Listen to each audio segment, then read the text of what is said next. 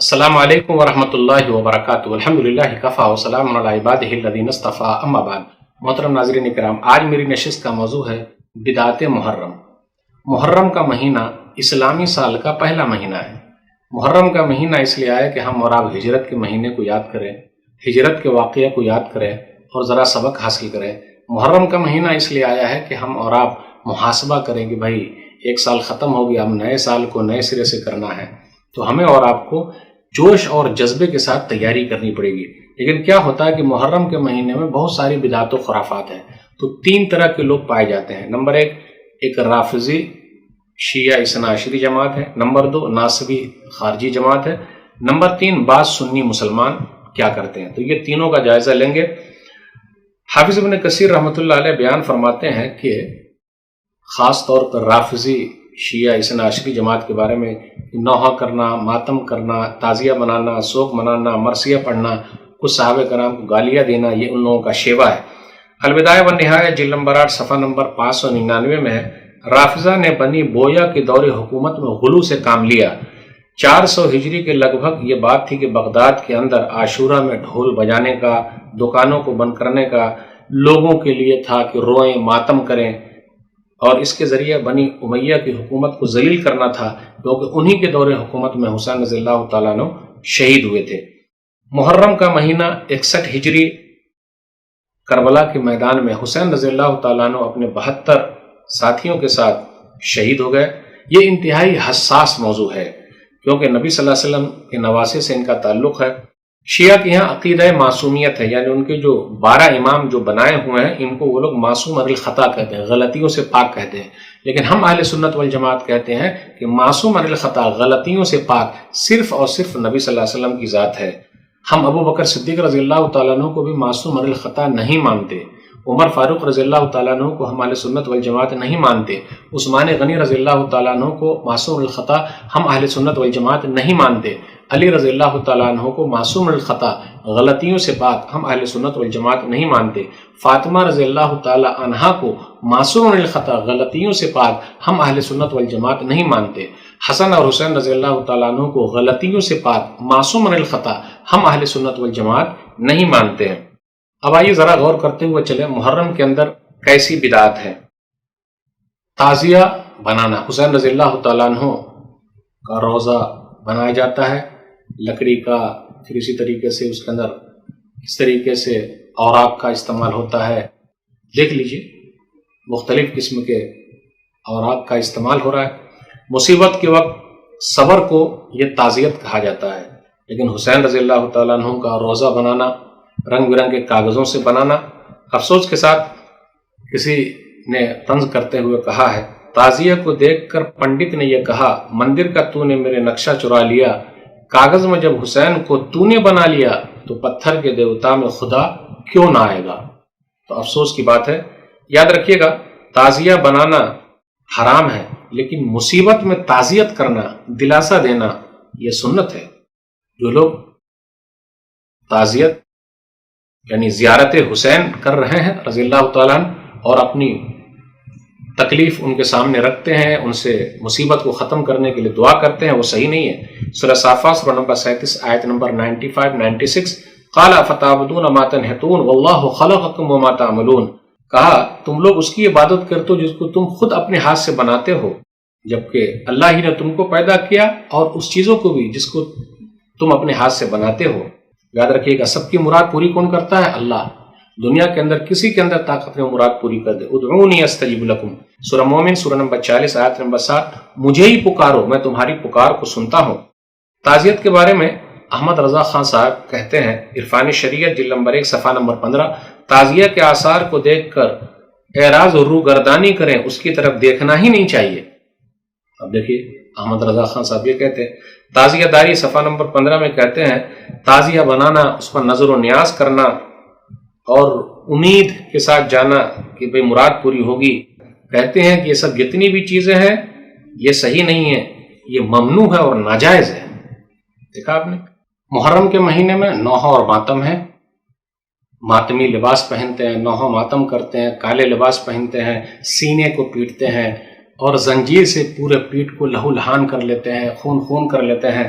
نبی صلی اللہ علیہ وسلم نے فرمایا نوحہ کرنے والا، ماتم کرنے والا ہم میں سے نہیں ہے۔ صحیح بخاری کتاب الجنائز حدیث نمبر 1297، لیس منا من ضرب الخدود وشق الجیوب ودعا بدعوى الجاہلیہ۔ عبداللہ بن مسعود رضی اللہ تعالیٰ بیان فرماتے ہیں نبی صلی اللہ علیہ وسلم فرمایا جو گریبان پھاڑے، پھر اسی طریقے سے اپنے چہرے پر مارے، گال کو مارے، پیر کو مار رہے ہیں اور زمانے جاہلیت کی بات کرے، وہ ہم میں سے نہیں ہے۔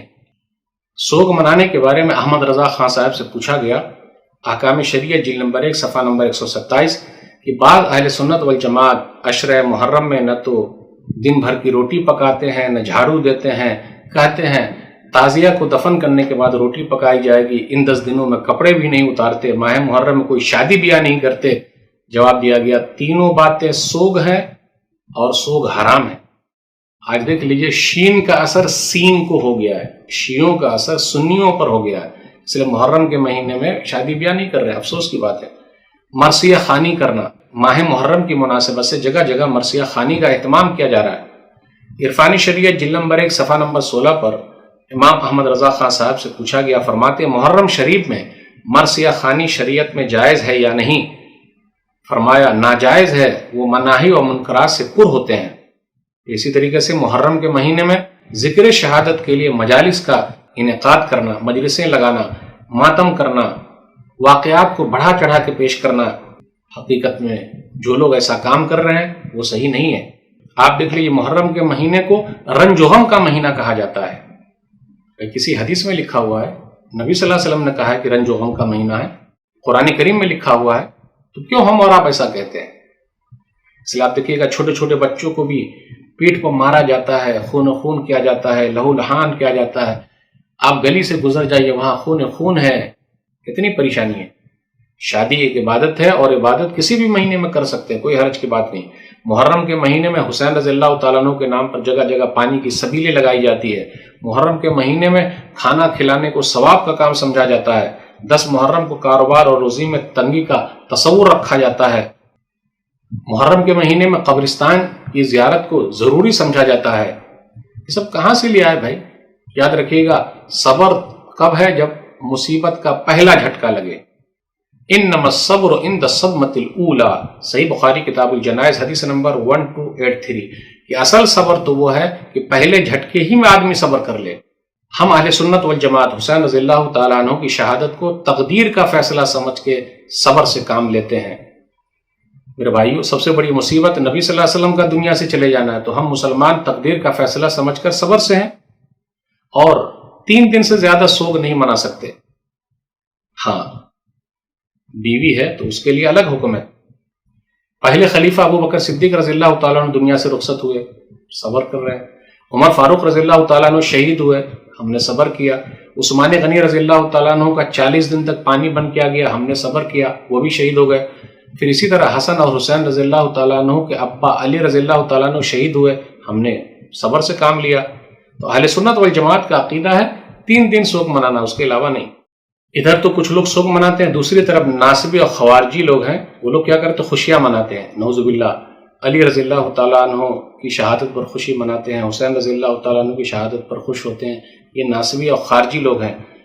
پھر اسی طرح عاشورہ کی رات قیام کرتے ہیں، قبروں کی زیارت کرتے ہیں، صدقہ و خیرات کرتے ہیں، زکوٰۃ نکالتے ہیں، عشر محرم کی فجر کی نماز میں اسی سورہ کی تلاوت کرتے ہیں جس میں موسیٰ علیہ الصلوۃ والسلام کا تذکرہ ہے۔ عاشورہ کے دن کو بطور عید مناتے ہیں، غسل کرتے ہیں، سرما لگاتے ہیں، عطر لگاتے ہیں، پانی کی سبیلیں لگاتے ہیں، اچھے کھانے پینے کا اہتمام کرتے ہیں۔ پانی پیو تو یاد کرو پیاس امام کی، پانی پیو تو یاد کرو پیاس امام کی، پیاس و یہ سبیل ہے شہیدوں کے نام کی۔ نعوذ باللہ، کیا کیا کر رہے ہیں لوگ۔ علی رضی اللہ تعالیٰ عنہ کا مقام و مرتبہ کتنا اونچا ہے۔ نبی صلی اللہ علیہ وسلم نے بیان فرمایا، من کنت مولا فعلی مولا، سنن ترمذی کتاب المناقب حدیث نمبر 3713، میں جس کا مولا ہوں علی اس کے مولا ہے۔ نبی صلی اللہ علیہ وسلم نے حسن اور حسین رضی اللہ تعالیٰ عنہ کے لیے اللہ تعالیٰ سے دعا کی ہے، کیا کہا؟ صحیح بخاری کتاب و فضائل اصحاب النبی کتاب نمبر 62 حدیث نمبر 3747، اسامہ رضی اللہ تعالیٰ عنہ کہتے ہیں کہ نبی صلی اللہ علیہ وسلم نے ان کو لیا اور حسن رضی اللہ تعالیٰ عنہ کو لیا اور کہا، اللہم انی احبہما فاحبہما، اے اللہ میں ان دونوں سے محبت کرتا ہوں، تو بھی ان دونوں سے محبت کر۔ آج کل بعض سنی مسلمانوں کے حالات کیا ہے وہ میں بیان کرنا چاہ رہا ہوں۔ المنبر 6 دسمبر 78 عیسوی کا ایک اخبار ہے، اس کے اندر مولانا عبد الماجد دریابادی کہتے ہیں، میں مولانا کی تمام بات سے اتفاق تو نہیں کرتا لیکن چند باتیں بیان کرنا بہت ضروری ہے۔ نوجوانان جنت کے سردار حسین کی برسی اس مہینے میں منائی جائے گی، مگر کیوں کر اور کس طرح؟ سرخ سرخ خون کی یاد میں نئے نئے سبز رنگ کے کپڑے رنگ لیے جائیں گے، گھر گھر مزیدار حلوے اور شیر مالوں کے حصے تقسیم ہوں گے۔ وہ پیاس میں تڑپا تھا، ان کی پیاس کو یاد کر کے برف اور دودھ ڈال کر اعلیٰ درجے کے شربت تیار ہوں گے اور کئی کئی گلاس حلق کے نیچے اتارے جائیں گے۔ پیاس میں تڑپا تھا میں پورے طریقے سے اتفاق نہیں کرتا، کیونکہ اور بھی بہت ساری روایت ملتی ہے جو صحیح ہے اور اس پر غور کرنے کی ضرورت ہے کہ جی وہاں تو پانی موجود تھا تو تڑپنے والی بات کیا ہے۔ ان کی برسی منانے والے مٹی کے چراغ، بجلی کے قمقمے، گیس کے ہنڈے جلا کر ساری رات ایک میلہ اور جشن قائم رکھیں گے، جبکہ حسین رضی اللہ تعالیٰ عنہ نے اپنی راتیں اللہ کی عبادت میں گزاری تھی۔ مولانا عبد الماجد دریابادی رحمہ اللہ کہتے ہیں، اس گھرانے کی کنیز اور باندی ہونے پر فخر کرنے والی عورتیں اپنی راتیں خوشحالی کی پوری رعایت کے ساتھ کمالات دکھانے میں بسر کر دیں گی، جبکہ حسین رضی اللہ تعالیٰ عنہ گھر کی عورتیں معاذ اللہ میوزک یا شاعری کے قریب بھی نہ گئی تھی۔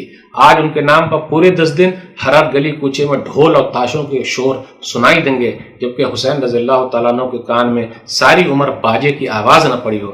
تازیے اٹھیں گے، علم گشت کریں گے، براق بنیں گے، مجلسیں برپا ہوں گی، کہیں چائے تقسیم ہوں گے، کہیں شیر مال بنیں گے، غرض پورے 10 دن خوب دل کھول کر جشن رہے گا۔ جو کھانے کبھی نہ کھانے کو ملے تھے وہ کھانے میں آئیں گے، جو منظر کبھی دیکھنے کو نہ ملے وہ دیکھنے کو ملیں گے۔ یہ سب کون کرے گا؟ آریہ نہیں، یہودی نہیں، سکھ نہیں، پارسی نہیں، دشمن نہیں، دوست، غیر مسلم نہیں، بلکہ اپنے آپ کو مسلمان کہلانے والے، اور مسلمانوں میں بھی شیعہ نہیں بلکہ اپنے آپ کو سنی کہلانے والے اور اہل سنت والجماعت ہونے پر فخر کرنے والے لوگ کریں گے۔ اگر کوئی اس سارے ہنگامے عیش و عشرت کے خلاف، ان 10 دنوں کے خلاف نہیں بلکہ ان 10 دنوں میں مذاق اڑانے والوں کے خلاف زبان کھولے تو وہ مردود ہے، دشمن اہل بیت ہے، لا مذہب ہے، بے دین ہے اور سب کے عقائد کو بگاڑنے والا ہے۔ دیکھا آپ نے، یہ عبد الماجد دریابادی نے کہا اپنے سماج میں تو یہی ہو رہا ہے۔ معاویہ رضی اللہ تعالیٰ عنہ کے بیٹے یزید کو لعن و طعن کیا جاتا ہے اور لوگ فخر محسوس کرتے ہیں۔